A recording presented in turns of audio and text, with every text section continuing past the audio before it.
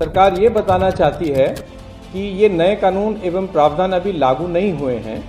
हम ये भी बताना चाहते हैं कि भारतीय न्याय संहिता की धारा 106(2) को लागू करने से पहले all India motor transport Congress से विचार विमर्श करने के बाद ही निर्णय लिया जाएगा।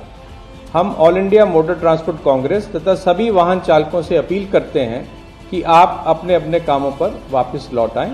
धन्यवाद। तो 10 साल की सजा और जो जुर्माना 5 लाख या 7 लाख जो भी था, उन्होंने बोला वो सब निकाल देंगे।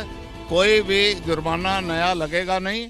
पुराना जो जुर्माना चल रहा है, जो सजा चल रही है, वो चलती रहेगी।